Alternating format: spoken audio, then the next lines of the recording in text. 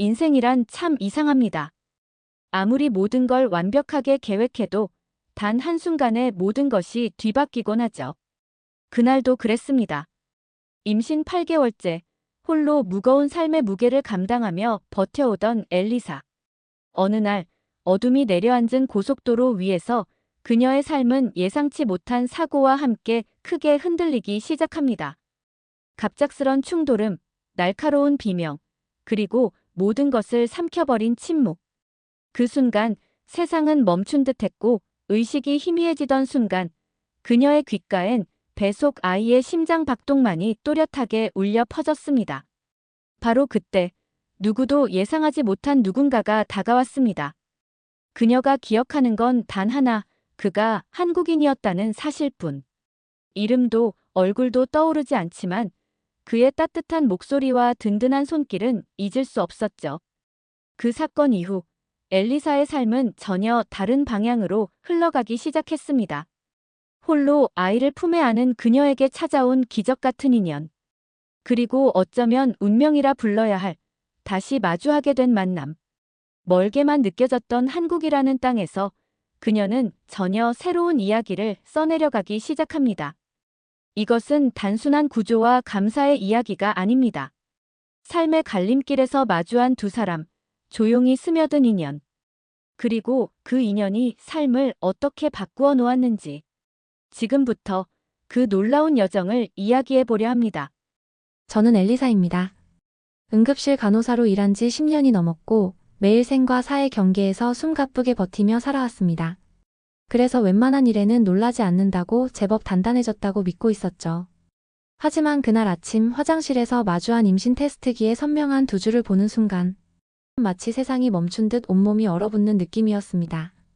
손에 쥔 그 작은 막대기를 한참이나 내려다보며 현실을 받아들이기 어려웠어요. 이미 2년 전 이혼한 상태로 가족과의 연락도 거의 끊긴 채 혼자 살아가고 있었으니까요. 하루 12시간을 응급실을 뛰어다니는 제가 아이를 키울 수 있을지 스스로도 확신이 없었습니다. 확인이 필요했어요.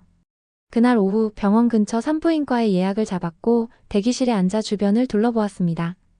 손을 맞잡고 기대 가득한 눈빛으로 서로를 바라보는 부부들 사이에서 혼자 앉아 있는 제 모습은 유난히 외로웠습니다. 괜히 등을 곧게 펴보기도 했지만 그 속에서 제 존재는 더 작아지기만 했죠. 진료실에 들어선 뒤에 초음파 검사를 시작했습니다. 차가운 젤이 배에 닿는 순간 불쑥 올라온 현실감에 온몸이 움직했어요. 잠시 후 의사는 모니터를 가리키며 말했습니다. 여기 보이시죠? 심장이 뛰고 있어요. 작고 빠르게 뛰는 심장 소리가 방 안에 울려 퍼졌습니다. 둥, 둥, 둥. 믿을 수 없을 만큼 그 소리는 또렷했어요. 작지만 분명한 생명이 제 안에서 자라고 있다는 걸 그제야 실감할 수 있었죠. 믿을 수 없지만 분명 제가 마주한 현실이었어요. 임신 7주. 집으로 돌아오는 길 버스 창가에 머리를 기대며 많은 생각에 잠겼습니다. 결혼도 하지 않은 상태에서의 임신, 타인의 시선, 그리고 홀로 감당해야 할 모든 것들. 그 무게가 어깨를 짓눌렀습니다. 특히 부모님들은 결혼도 하지 않은 딸의 임신 소식을 들으면 어떤 반응을 보일지. 생각만으로도 숨이 막혔습니다. 친구들도 크게 다르지 않을 거예요. 집에 돌아와 소파에 몸을 던지고 창밖 어둠을 바라보았습니다. 어둠이 내려앉고 있었어요. 손을 조심스레 배 위에 올려놓고 누워있으니 이 안에 생명이 있다는 사실만으로도 낯설고도 묘한 평온이 밀려왔습니다. 누구 하나 축하해주는 사람 없는 임신이지만 지금 이 순간만큼은 이 작은 생명을 지켜야겠다는 생각이 마음 깊이 자리 잡았습니다. 다음 날 아침 저는 결심했습니다. 혼자서라도 이 아이를 낳고 최선을 다해 키우기로요. 입덧이 시작되며 일상이 더 힘들어졌지만 익숙한 방식으로 버텼습니다. 늘 그래왔듯이 묵묵히 일하며 하루하루를 견뎌내고 있었죠. 간호사장에게 임신 사실을 알렸을 때 그녀는 축하와 걱정이 뒤섞인 표정을 지으며 말했습니다. 응급실은 너무 힘들잖아. 다른 부서로 옮겨보는 건 어때요? 하지만 저는 고개를 저었습니다. 응급실은 지금껏 내 삶의 중심이었고 바로 이곳이 제 자리라고 느꼈으니까요. 그날 밤 서랍에서 초음파 사진을 꺼내 들었습니다. 아직은 작고 흐릿한 콩알 같은 형체지만 분명히 내 안에서 자라고 있는 생명이었어요. 누구 하나 함께 기뻐해주는 사람은 없었지만 저는 이미 이 생명을 사랑하고 있었습니다. 앞으로 얼마나 많은 벽을 마주하게 될지, 얼마나 많은 날을 혼자 견뎌야 할지 알 수 없었지만 이상하리만치 마음은 단단하고도 편안했죠. 이제 제 삶에는 나 혼자가 아닌 우리라는 새로운 존재가 함께하고 있으니까요. 불현듯 부모님이 떠올랐습니다. 연락을 드린 지 벌써 몇 해가 흘렀는데 요즘 따라 그 빈자리가 유난히 크게 느껴졌기 때문이겠죠. 어릴 적 주말이면 어머니가 정성스럽게 차려주시던 식사. 가족 모두가 바빴지만 식탁에서만큼은 함께 둘러앉아 이야기를 나누던 순간들이 문득 떠올랐습니다. 나도 언젠가 내 아이에게 그런 따뜻한 기억을 물려주고 싶다고요. 이 기억들이 다시 떠오른 건 어쩌면 제가 다시 살아가야 할 이유를 찾아가고 있다는 증거였는지도 모르겠습니다. 임신 4개월이 되자 배가 눈에 띄게 불러왔습니다. 병원 복도를 오갈 때면 동료들의 시선이 느껴졌어요. 누구도 직접적으로 묻지는 않았지만 그 눈빛 속에는 조심스러운 궁금함이 서려 있었죠. 응급실은 여전히 바빴습니다. 교통사고 환자, 심장마비, 뇌졸중. 숨가쁜 현장은 제 사정과는 무관하게 돌아갔습니다. 환자를 돌보며 몸을 숙여야 할 때면 허리가 욱신거렸어요. 임신으로 인한 통증이었지만 표정 하나 흐트러뜨리지 않았죠. 대신 가끔 쉬는 시간에 화장실에 들어가 잠시 눈물을 훔친 적도 있었습니다. 누구에게도 힘들다고 말할 수 없었거든요. 말하는 순간 무너질 것 같았으니까요. 주말에는 출산 준비 클래스를 혼자 들으러 갔습니다. 대부분이 부부였기에 그 안에서의 제자리는 더 작고 쓸쓸하게 느껴졌어요. 강사가 분만 연습을 위해 짝을 지으라고 했을 땐 너무 당황해서 그 자리에서 당장 도망치고 싶었죠. 하지만 이내 마음을 다잡을 수밖에 없었어요. 이 또한 내가 감당해야 할 몫이라 여겼습니다. 누구 대신이 아니라 내가 선택한 길이니까요. 병원에서는 점점 무거워지는 배로 인해 일이 더 힘들어졌습니다. 동료 간호사들은 조심스럽게 배려해주려 했지만 가끔 뒤에서 흘러나오는 수군거림이 들리기도 했습니다. 혼자서 아이를 키우겠다는 제 결정에 대해 이해보다는 의문을 가진 눈빛들이었죠. 그럴 때마다 제 안에서는 묘한 결심이 더 단단해지더군요. 누군가를 납득시키려 애쓰는 대신 저는 그저 묵묵히 제 하루를 살아내기로 했습니다. 어느 날 저녁 의사들과 간호사들이 모여 식사를 하는 자리에서 한 의사가 아이 아빠에 대해 묻더군요. 테이블 위에 웃음소리가 뚝 끊겼고 잠시 정적이 흘렀습니다. 모두의 시선이 저에게 쏠렸어요. 깊게 숨을 들이마시고 담담히 대답했죠. 혼자 키울 겁니다. 그 말에 더는 아무도 묻지 않았고 대화는 곧 다른 주제로 넘어갔지만 제 마음속에는 설명할 수 없는 무게감과 동시에 묘한 안도감이 일었습니다. 마치 제 이야기를 드러내는 것으로 제자리를 다시 다져가는 느낌이었다고 할까요? 가끔씩은 정말 다 감당할 수 있을까 하는 생각이 밀려오기도 했습니다. 하지만 어느 순간부터 그런 물음 대신 지금 내가 얼마나 강해졌는가를 스스로에게 묻기 시작했어요. 넘어지더라도 다시 일어설 수 있을 만큼 나도 모르게 단단해져 가고 있다는 걸 느낄 수 있었으니까요. 임신 6개월이 되었을 때쯤 초음파 검사에서 아이가 여자아이라는 걸 알게 되었습니다. 화면 속 활발하게 움직이는 작은 생명체를 보니 눈물이 나더군요. 제 딸이라니. 어떤 이름을 지어줄까, 어떤 삶을 보여주고 싶을까. 생각만으로도 가슴이 벅차올랐습니다. 그날 저녁 예상치 못한 전화가 걸려왔습니다. 병원 국제교류팀에서였습니다. 한국 서울의 대형 병원과 간호사 교류 프로그램이 있는데 제 경력과 전문성이 프로그램 조건에 꽤 적합하니 참여해보지 않겠냐는 제안이었어요. 2주간의 짧은 일정이었지만 한국이라니요. 전혀 생각해보지 않은 나라였어요. 잠시 망설였습니다. 익숙한 것들을 뒤로하고 낯선 곳으로 떠난다는 건 임신한 몸으로는 더욱 큰 용기가 필요했으니까요. 담당자는 걱정 말라며 한국 병원에서는 임산부 간호사를 위한 특별 배려가 마련되어 있다고 했습니다. 더구나 임신 7개월까지는 비행기 탑승도 가능하지만 더 늦어지면 이 기회마저 놓치는 거라며 설득했죠. 깊게 고민한 끝에 저는 제안을 받아들이기로 결정했습니다. 이 기회는 단지 커리어를 위한 선택을 넘어 제 삶과 아이의 미래를 위한 아주 작지만 중요한 전환점이 될지도 모른다고 생각했으니까요. 출국 준비를 하면서 설렘과 두려움이 교차했습니다. 한국어도 모르고 임신한 몸으로 그 낯선 곳에서 무얼 할 수 있을까? 제 인생에 있어서도 이건 분명 모험이었어요. 하지만 동시에 이런 기회가 다시는 오지 않을지도 모른다는 생각도 들었습니다. 전 세계 의료 시스템을 직접 경험해 볼 수 있는 소중한 시간.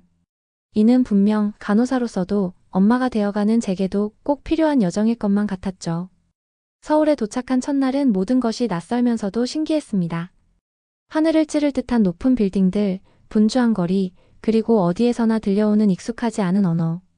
저는 완전한 이방인이었지만 신기하게도 불편하지는 않았어요. 오히려 마음 한켠에선 호기심이 더 커져갔죠. 특히 인상 깊었던 건 한국 사람들의 배려였습니다. 제가 임신한 걸 알아차리자 지하철에선 자연스럽게 자리를 내주었고, 무거운 짐을 들고 있으면 모르는 사람들도 먼저 다가와 도와주려 했어요. 낯선 곳이지만 인간적인 온기에 마음이 조금씩 놓였습니다. 병원에서의 첫 주는 적응하느라 정신없이 흘러갔습니다. 모든 게 빠르고 돌아가는 시스템 안에서 적응하는 게 쉽지는 않았지만 놀라울 정도로 효율적인 한국 의료 현장은 제 기대 이상이었어요. 특히 디지털 헬스케어 시스템은 체계적이면서도 유기적으로 작동하고 있었고 미국보다 몇 년은 앞서 있다는 느낌을 지울 수 없었습니다.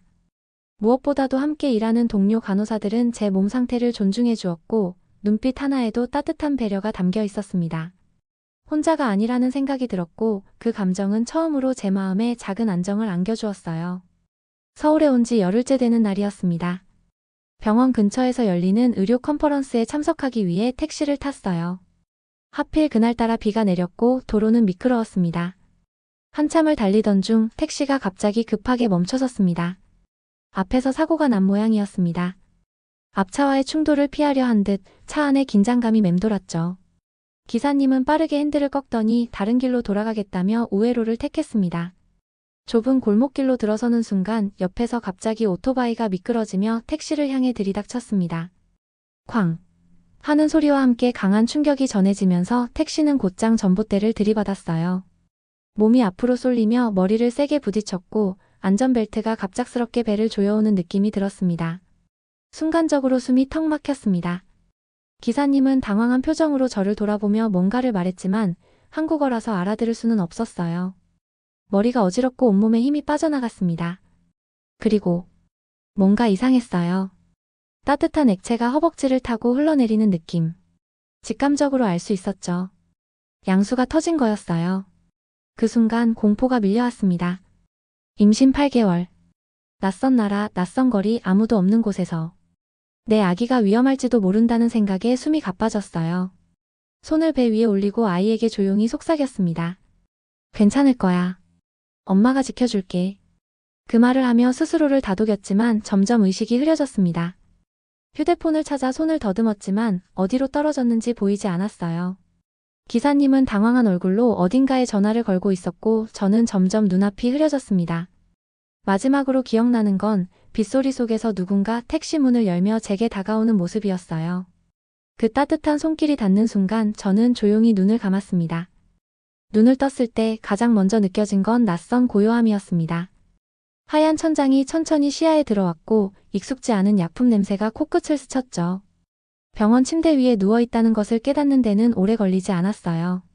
몸 이곳저곳이 욱신거렸지만 무엇보다 먼저 떠오른 건 아기였습니다. 조심스럽게 배에 손을 올려보자 여전히 둥글고 따뜻한 그 존재가 거기에 있었습니다. 가슴 깊은 곳에서 안도감이 밀려왔어요. 살아있다는 것, 그리고 아기가 무사하다는 사실이 그 어떤 진통제보다 컸습니다. 곧 한 여의사가 들어왔습니다. 또렷한 영어로 차분하고 조심스럽게 제 상태를 설명해 주었어요. 가벼운 뇌진탕과 타박상, 다행히 아기는 안전하다고 했습니다. 양수가 완전히 터진 게 아니니 안정만 잘 취하면 된다고요. 하지만 조산 위험이 있으니 당분간 입원해야 한다는 말에 다시 긴장이 올라왔습니다. 정말 운이 좋으셨어요. 정현우 씨가 아니었다면 상황이 더 심각해졌을 수도 있었어요. 그 이름이 낯설게 다가왔습니다. 의사는 사고 당시 마침 우연히 그곳을 지나가던 남자가 저를 도왔다고 했어요. 그는 의사는 아니었지만 응급처치 자격증이 있었고 침착하게 대처했다고 했습니다. 구급차를 부르고 제가 임신 중이라는 사실까지 알린 사람. 그의 빠른 판단이 아니었다면 지금 저는 이 침대에 있지 못했을 수도 있겠죠.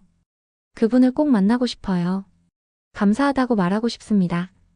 의사는 미소를 지으며 곧 그가 병문 안을 올 거라고 했습니다. 정현우 씨는 이 병원의 의공학 연구원이었고 제 상태를 계속 물어왔다고 했습니다. 해가 질 무렵 문을 두드리는 소리가 들렸습니다. 키가 크고 단정한 차림의 남성이 들어왔어요. 낯설지만 어딘가 따뜻한 눈빛이었습니다. 안녕하세요, 정현우입니다.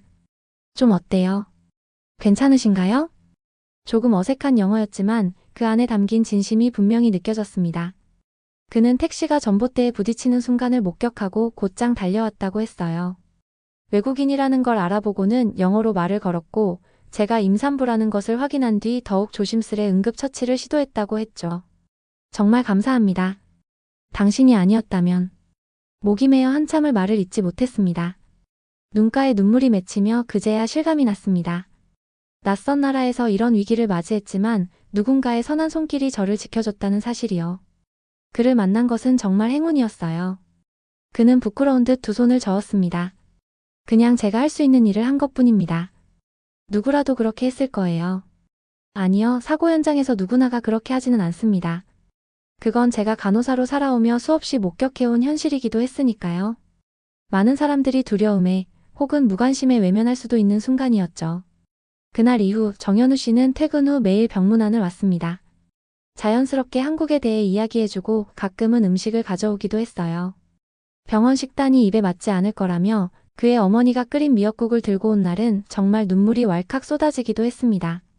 미역국은 한국에서 아기를 가진 여성에게 꼭 먹이는 음식이라며 그 문화 속 따뜻함을 함께 건네주었죠. 일주일 후 저는 퇴원할 수 있었습니다. 의사는 몸을 조심하라고 신신당부하며 귀국 전까지는 무리하지 말라고 했어요.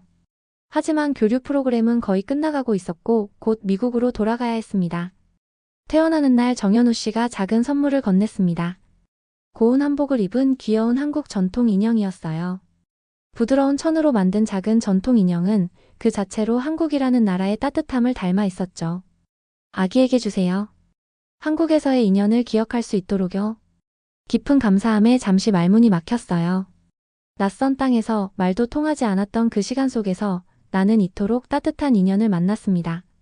단순한 친절을 넘어서 생명을 지켜준 용기였죠. 그는 자신이 영웅이 아니라고 했지만 제게는 분명 달랐습니다. 가장 믿음직한 말없는 진짜 영웅이었어요. 미국으로 돌아온 후 병원에 입원해 안정을 취했습니다.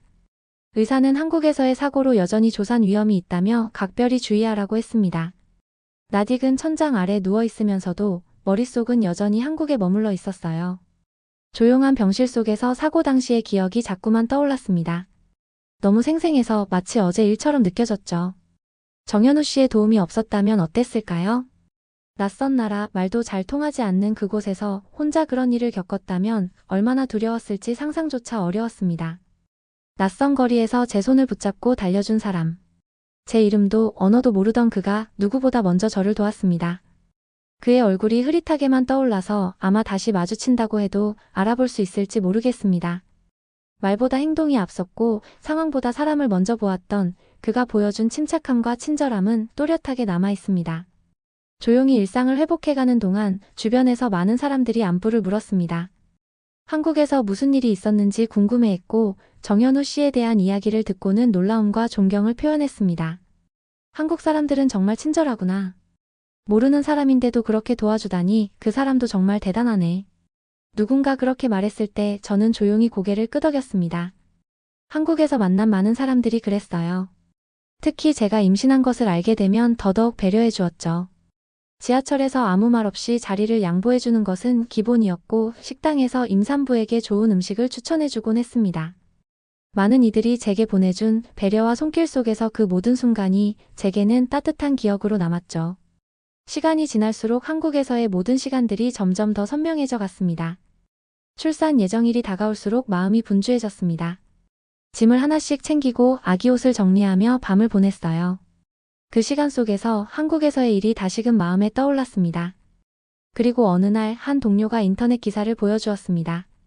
한국의 의료 시스템과 시민들의 응급 대응 능력이 세계적 수준임을 보여주는 사례. 그 문장을 읽는 순간 고개가 절로 끄덕여졌습니다. 제가 직접 경험한 한국의 의료 시스템은 실제로 놀라울 만큼 신속했고 사람들은 세심했으며 효율적인 첨단 기술을 갖추고 있었으니까요. 한국이라는 나라에 대한 제 인식을 완전히 바꿔버렸었죠. 예정일보다 조금 이른 시점에 진통이 시작되면서 저는 병원에 입원했습니다. 숨이 끊길 듯한 12시간의 긴 진통 끝에 마침내 딸아이가 세상에 나왔습니다.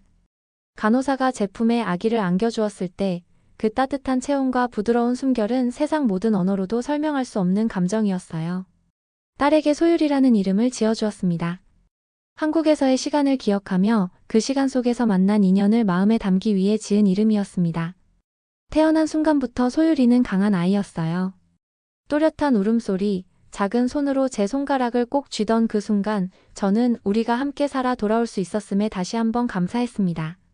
집에 돌아온 뒤 시작된 육아는 결코 쉽지 않았습니다. 밤중 수유, 끝없는 기저귀 갈기, 밤새 잠들지 않는 울음소리. 때로는 모든 것이 벅차서 혼자 조용히 울기도 했습니다. 하지만 소율이의 작고 순한 얼굴을 들여다볼 때면 저는 다시 버틸 수 있었어요. 그 작은 미소 하나면 모든 피로가 사라졌으니까요. 정현우 씨에게 아기가 태어났다는 소식을 전하고 싶었습니다. 하지만 우리는 연락처를 교환하지 못했었죠. 그 사실이 더없이 아쉬웠습니다. 인터넷을 통해 이름을 검색해 보았지만 같은 이름을 가진 사람이 너무 많았고 누구 하나 확신할 수 없었죠. 그래서 한국 병원에 조심스럽게 이메일을 보냈습니다.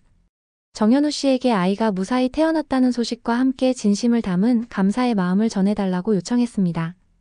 답장이 올지는 알 수 없지만 시도조차 하지 않는다면 그 마음을 영영 전할 수 없을 것 같았으니까요.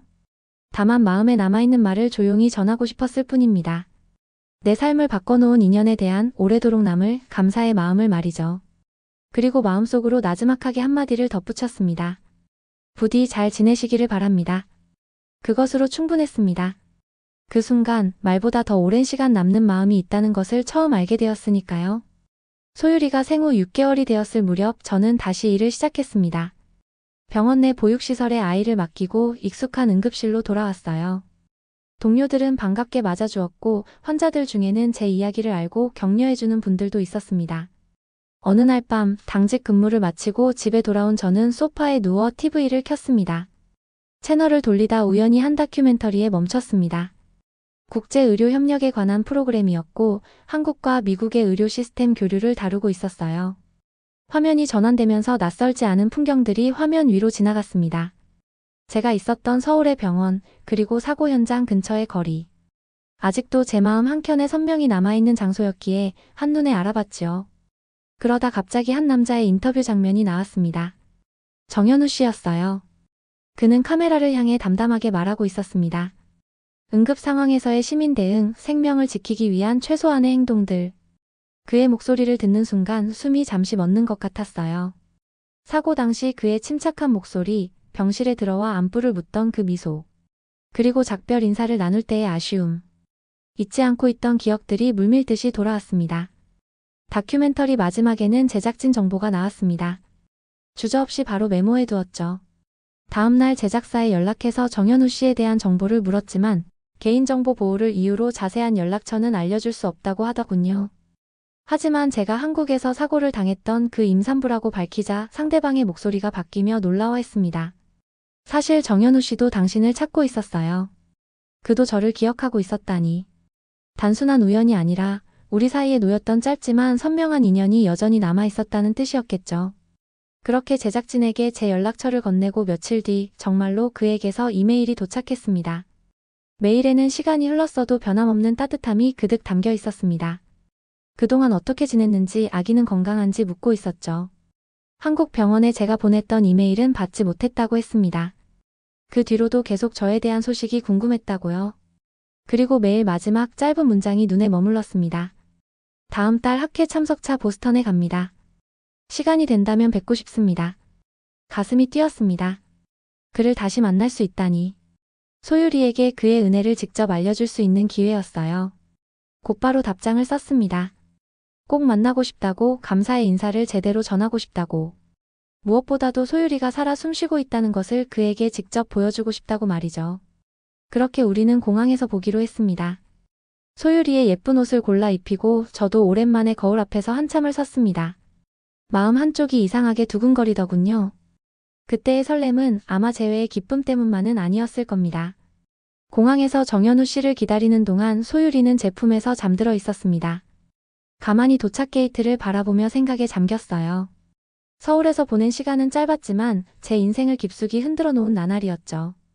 임신 중에 낯선 나라에서 사고를 당한다는 건 상상조차 하고 싶지 않은 일이었지만 그곳에서 만난 따뜻한 사람들 덕분에 오히려 한국이 제게는 특별한 의미로 남게 되었지요. 그 중에서도 정현우 씨의 헌신적인 도움을 어떻게 잊을 수 있을까요? 그는 단지 의무감이 아닌 진심으로 저와 제 아이를 걱정해 주었어요. 제게 향한 그의 관심과 배려는 어딘가에서 비롯된 책임감 같은 것이 아니라 아주 인간적인 마음에서 비롯된 것이었죠. 그 진심이 느껴졌기에 더 깊이 감사했고 말로 다 표현하기 어려웠습니다. 승객들이 하나둘 게이트를 빠져나오기 시작했을 때 그가 보였습니다. 멀리서도 여전히 단정한 모습이 한눈에 들어왔고 그는 저를 발견하자마자 밝게 웃으며 손을 흔들었어요. 공항 한쪽 카페에 자리를 잡고 우리는 그동안 밀린 이야기들을 나누었습니다. 소율이도 막 잠에서 깨어나더니 생소한 얼굴의 정현우 씨를 바라보며 조심스럽게 눈을 맞추었어요. 그는 가방에서 작은 상자를 꺼내 소율이에게 건넸습니다. 은빛이 은은하게 빛나는 한국 전통 무늬가 새겨진 팔찌였죠. 한국에서는 아이에게 이런 팔찌를 선물해요. 건강하게 자라길 바라는 마음이 담겨 있죠. 그의 설명에 감동이 밀려왔습니다. 사소해 보일 수도 있는 선물이었지만 그 안에 담긴 마음은 결코 가볍지 않았으니까요. 그는 이어서 자신의 연구와 미국 방문 목적에 대해 이야기해 주었습니다. 의공학 분야에서 새로운 응급 의료 장비를 개발하고 있으며 이번 학회에서 그 성과를 발표하기 위해 보스턴에 오게 되었다고 했죠. 사실 그날 당신을 만난 일이 제 연구에 큰 계기가 되었어요. 응급 상황에서 임산부를 위한 장비가 얼마나 절실한지 그때 새삼 절감했거든요. 그 말을 듣는 순간 우리가 단지 우연히 마주친 사이가 아니라는 생각이 들었습니다. 제가 겪은 일이 그의 연구에 작은 실마리가 되었다니 오히려 제가 그에게 감사한 마음이 들었죠. 그가 보스턴에 머무는 동안 우리는 몇 번 더 만났습니다. 제가 도시를 안내해주기도 했고 함께 소박한 식사를 나누며 많은 이야기를 했습니다. 소율이는 그와 함께 있는 시간을 좋아했어요.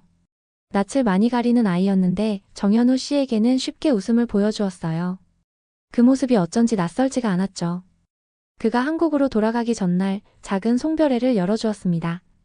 저와 가까운 동료 몇 명도 함께 초대해 소박한 식사를 나눴어요. 정현우 씨는 차분하게 자신의 이야기를 들려주었고 그날 그곳의 사람들은 그의 진심 어린 태도에 감동하기도 했습니다.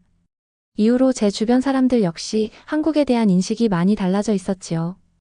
식사가 끝나갈 무렵 저는 조심스럽게 말을 꺼냈습니다. 정현우 씨 정말 감사합니다. 당신이 아니었다면 소율이와 제가 지금 이 자리에서 이렇게 웃을 수 없었을 거예요. 그는 부끄러운 듯 웃으며 고개를 저었어요. 아니에요. 저야말로 엘리사 씨와 소율이를 만나게 된 걸 행운이라고 생각합니다. 이런 인연이 흔한 건 아니잖아요. 그리고는 잠시 망설이더니 뜻밖의 제안을 했습니다. 자신이 일하는 병원에서 국제 간호사를 모집하고 있는데 혹시 관심이 있다면 지원해보지 않겠느냐고요. 한국에서 일한다는 상상은 한 번도 해본 적이 없었지만 이상하게 마음이 움직이더군요. 시간을 두고 생각해보세요. 소율이도 있으니 쉬운 결정은 아니겠지만 기회가 된다면 한국에서도 당신의 능력을 발휘할 수 있을 거라 생각합니다. 그의 말이 계속 머릿속에 맴돌았습니다. 낯선 땅에서 일하며 아이를 키운다는 건 분명 큰 도전이겠지만 동시에 저와 소율이에게도 또 다른 삶의 가능성이 열릴 수 있는 일이기도 했으니까요. 공항에서의 마지막 인사는 아쉬웠던 만큼 마음속에 오래 남았습니다.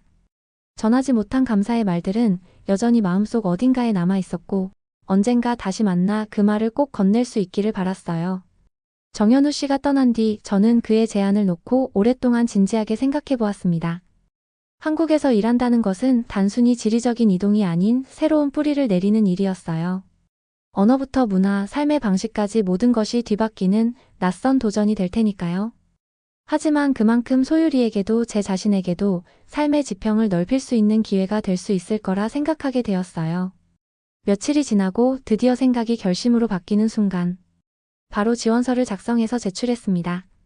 한국어 실력이 부족했지만 병원 측에서는 제 경력과 열정을 높이 평가해 주었어요. 그리고 놀랍게도 얼마 지나지 않아 합격 소식을 받았습니다. 1년 계약으로 적응 기간을 위한 언어 교육도 포함되어 있었어요. 가족과 친구들에게 이 소식을 전했을 때 처음에는 모두들 놀라워했지만 이내 저의 결정에 따뜻한 응원을 보내주었습니다. 특히 오랜 시간 침묵으로 일관하시던 아버지의 위로와 격려는 오랫동안 가슴 한쪽을 짓누르고 있던 무거운 짐을 조금씩 풀어내게 했지요. 엘리사, 넌 언제나 모험을 두려워하지 않았지. 이번에도 너의 마음을 믿어보렴. 그 한마디에 몇 해 동안 억누르며 꾹꾹 눌러 담았던 감정이 한순간에 무너져 내렸습니다. 말없이 한참을 울었던 것 같아요. 마치 그 눈물 속에 그동안의 망설임과 두려움, 외로움이 다 씻겨 내려가는 것 같았죠. 그리고 그 자리에 불안보다 더 큰 용기가 찾아왔습니다. 사직서를 제출하고 집을 정리하며 하나씩 마무리를 하다 보니 모든 준비는 어느새 끝나 있었습니다. 분주함 속에서도 마음 한켠이 묘하게 긴장되고 설렘으로 가득 차 있었어요. 새로운 길의 문턱에 서 있다는 사실만으로도 그 시간이 특별하게 느껴졌으니까요. 출국 당일 소유리를 품에 안고 비행기에 오르자 가슴이 벅차올랐습니다. 긴 비행을 앞두고 있었지만 낯설고 새로운 여정을 향한 묘한 기대감이 그 모든 두려움을 덮어버렸죠. 비행기 안에서 창밖을 바라보며 앞으로의 삶에 대해 상상했습니다. 어쩌면 이 여정으로 우리는 전혀 다른 인생을 살아가게 되겠지요. 14시간의 긴 비행 끝에 드디어 인천공항에 도착했습니다. 도착 게이트를 빠져나오자 낯설면서도 익숙한 공기의 결이 느껴지면서 그 속에서 정현우 씨의 얼굴이 눈에 들어왔습니다. 그가 환한 미소로 저희를 반기고 있는 모습을 보는 순간 심장이 빠르게 뛰기 시작했어요. 낯선 땅에서 마주한 첫 번째 환영. 아마도 새로운 시작에 대한 기대감이 온몸을 타고 흘렀기 때문이었을까요? 드디어 오셨군요. 환영합니다. 소율이도 반가워. 소율이는 그를 알아보고 해맑게 손을 내밀었습니다. 고맙게도 그는 우리가 당분간 머물 숙소도 마련해 두었다고 했어요. 정식으로 집을 구하기 전까지 언제든 도움을 줄 터이니 걱정하지 않아도 된다고요. 서울로 향하는 차 안에서 저는 깊은 숨을 들이쉬었습니다. 1년 전 저는 이 땅에서 생과 사를 넘나드는 경험을 했습니다. 그 고통스러웠던 사고가 이제는 저와 소율이에게 새로운 삶의 문을 열어주는 시작점이 되었다는 게 믿기지 않았습니다. 낯선 나라에서의 사고가 결국 저를 이렇게 다시 이곳으로 이끌어준 셈이었죠. 인생이란 때로 그렇게 아이러니한 방식으로 우리를 다시 시작하게 하더군요. 병원에 도착하자 많은 직원들이 저희를 맞이해 주었습니다. 모두 낯선 이방인에게 아낌없는 친절을 베풀어 주었고 특히 소율이에게 많은 관심을 보여주었어요. 간호사 숙소는 작고 소박했지만 창문 너머로 보이는 한강의 야경은 말로 다 표현할 수 없을 만큼 아름다웠습니다. 그 풍경은 낯선 도시가 천천히 마음속으로 스며드는 순간이었어요. 첫 출근 날은 무척 긴장됐습니다. 하지만 정현우 씨는 한결같은 친절로 제 곁을 지켜주었어요. 그는 정식 멘토는 아니었지만 매 순간 도움이 필요할 때면 조용히 다가와 힘이 되어주었죠. 한국어 표현 하나하나를 차근히 알려주는 그의 모습에 저는 점차 마음을 놓을 수 있었습니다. 소율이는 병원 내 어린이집에 다니기 시작했습니다. 처음에는 서먹해했지만 아이들은 언어보다 더 본능적인 방법으로 친구가 되더군요. 언어의 벽쯤은 가볍게 뛰어넘던 소율이는 금세 한국 아이들과 친해지면서 먼저 한국어에 익숙해져 갔습니다. 서울에서의 생활은 결코 만만하지 않았습니다. 언어 장벽, 낯선 문화, 그리고 문득문득 밀려오는 외로움까지. 때로는 그 모든 것이 버겁게 느껴질 때도 있었죠. 하지만 그런 어려움보다 더 깊이 다가온 건 매일이 새로운 발견으로 채워진다는 사실이었습니다. 하루하루가 새로워서 신기했고 그 모든 순간이 배움의 연속이었어요. 한국의 음식, 거리의 풍경, 사람들의 말투, 계절이 바뀔 때마다 같이 변하는 공기의 냄새까지. 저에게는 모든 것이 마치 한 편의 시처럼 다가왔습니다. 정현우 씨와의 시간은 점점 더 소중해졌습니다. 그는 주말마다 소율이와 저를 데리고 서울의 여러 곳을 보여주었습니다. 경복궁의 고요함, 남산타워의 정경, 한강공원의 바람. 그 모든 곳에서 우리는 셋이 함께 웃고 걸었고 이야기했습니다. 가끔씩 함께한 그의 가족들도 소율이를 무척 예뻐해 주셨고 저에게도 따뜻하게 대해주셨죠. 반년이 흐른 어느 봄날 정현우 씨는 저희를 한강공원으로 초대했습니다. 벚꽃이 만개했던 그날 우리는 벤치에 나란히 앉아 봄바람을 느꼈습니다. 엘리사 씨 1년 계약이 끝나면 그 다음은 어떻게 하실 생각인가요? 그의 질문에 잠시 생각에 잠겼습니다. 사실 이미 제 마음은 오래전부터 결론을 내리고 있었어요. 한국에 더 머물고 싶어요. 소율이도 이곳에서 행복해하고 저도 이곳에서의 삶이 좋아졌거든요. 그의 눈빛이 부드럽게 반짝였습니다. 그리고 그는 조심스럽게 제 손을 잡았어요. 사실 처음 그 사고 현장에서 당신을 봤을 때 마음이 쓰이면서 계속 생각이 났어요. 항상 당신이 궁금했고 머릿속에서 지워지지 않더군요. 시간이 지나면서 그 감정은 조금씩 더 선명해졌고요. 떨리는 그의 고백에 눈물이 왈칵 났습니다. 마음 한켠 오래 닫혀있던 문이 천천히 열리는 느낌이 들었어요. 제 마음도 같은 방향을 향하고 있었지만 인정하기 두려워 감히 표현도 못하고 쉽게 꺼낼 수 없었던 그 감정이 조금씩 제 모습을 드러내는 듯 했습니다. 정현우 씨. 저도 같은 마음이에요. 다만 소율이 생각을 안 할 수는 없으니까요. 그는 조용히 고개를 끄덕이며 말했습니다. 저도 그 아이를 아껴요. 셋이 함께라면 천천히 가도 괜찮지 않을까요? 그 말에 제 안에 오래 머물던 불안이 조금씩 가라앉는 걸 느꼈습니다. 마침 소율이가 웃으며 그에게 달려갔고 그 모습을 보며 저는 마음속으로 생각했죠. 이 모든 일이 우연일까? 아니면 조용히 준비되어 온 운명이었을까? 그게 무엇이든 낯선 나라에서의 사고가 결국 저를 진정한 행복으로 이끌어준 것이겠지요.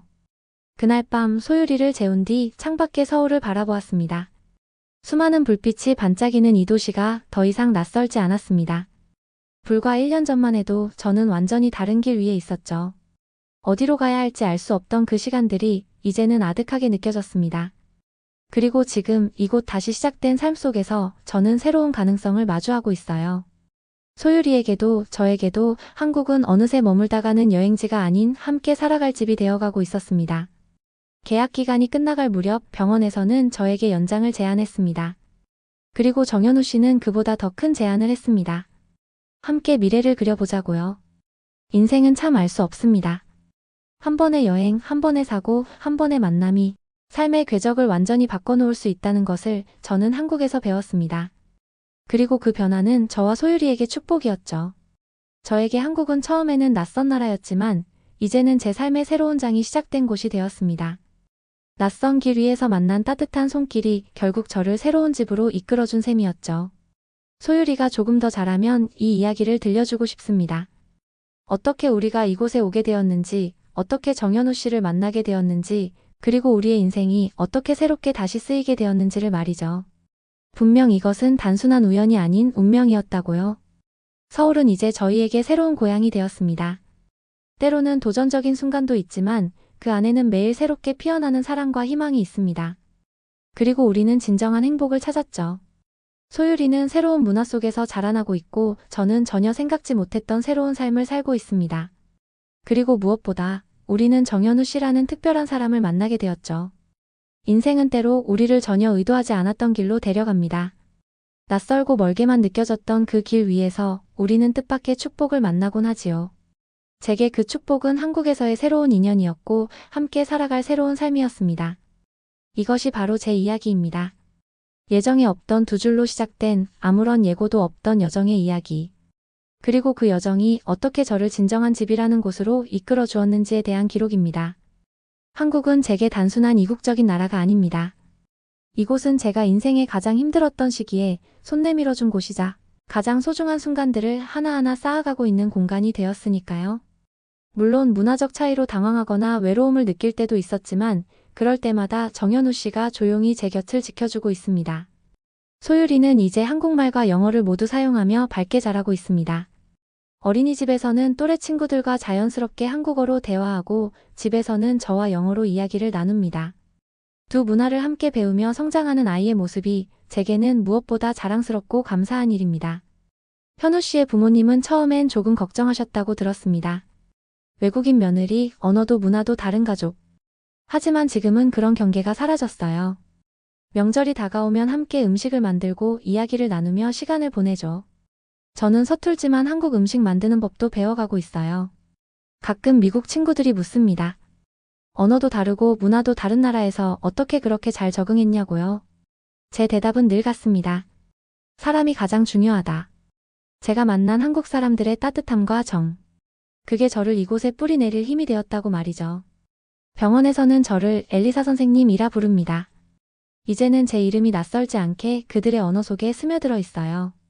초반에는 언어가 가장 큰 장벽이었지만 이제는 한국어로도 어느 정도 환자와 소통할 수도 있게 되었지요. 특히 외국인 환자가 오면 통역을 도우며 제가 겪었던 어려움을 조금이라도 덜어주고 싶다는 마음으로 일합니다. 그런 시간이 저에게는 큰 보람이 되거든요. 정현우 씨는 여전히 연구에 열중하고 있습니다.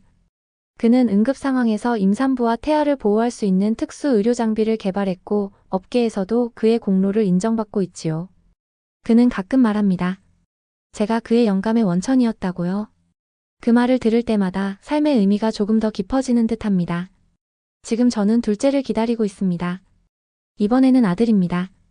현우 씨는 벌써 아이방을 꾸미고 이름을 고민하고 있어요. 소율이는 동생이 생긴다는 사실에 너무 신이 나 있습니다. 그런 모습을 바라보며 저 또한 또 다른 삶의 계절을 준비하고 있습니다. 돌이켜보면 그날의 사고가 없었다면 지금의 제 모습은 상상조차 할 수 없었겠지요. 어쩌면 여전히 보스턴 병원에서 일하며 혼자서 힘겹게 소율이를 키우고 있었을지도 모릅니다. 하지만 인생은 때때로 우리를 가장 예상치 못한 방향으로 이끌고 그 끝에서 가장 소중한 선물을 건네기도 합니다. 한국이라는 나라 그리고 이곳 사람들의 따뜻함은 제 인생을 완전히 흔들어 놓았습니다. 그렇게 한바탕 폭풍을 견디고 나서 뒤돌아보니 저는 어느새 진짜 행복 속에 서 있었습니다. 낯선 곳에서 시작된 작은 인연이 결국 제 삶의 전부가 된 것이죠. 우리 가족의 이야기는 아직 끝나지 않았습니다. 앞으로도 많은 날들이 있을 테고 또 다른 모험과 도전이 우리를 기다리고 있겠지요. 하지만 저는 이제 두렵지 않습니다. 소율이, 현우 씨, 그리고 곧 태어날 아기와 함께라면 어떤 내일도 괜찮을 것 같아요. 한여름밤의 꿈 같았던 이 여정이 결국 저를 진정한 사랑과 가족, 그리고 마음이 머무는 고향으로 데려다 주었습니다. 저는 이제 알고 있어요. 인생에서 가장 어려운 순간이 때로는 가장 아름다운 선물로 바뀔 수도 있다는 것을 말이죠. 오늘의 사연 어떠셨나요? 여러분의 생각도 댓글과 사연으로 함께 나눠주세요. 저는 여러분이 눌러주시는 좋아요에 힘을 얻어 더 흥미롭고 좋은 영상으로 돌아오겠습니다. 오늘도 이야기 들어주셔서 감사합니다. 행복한 하루 되세요.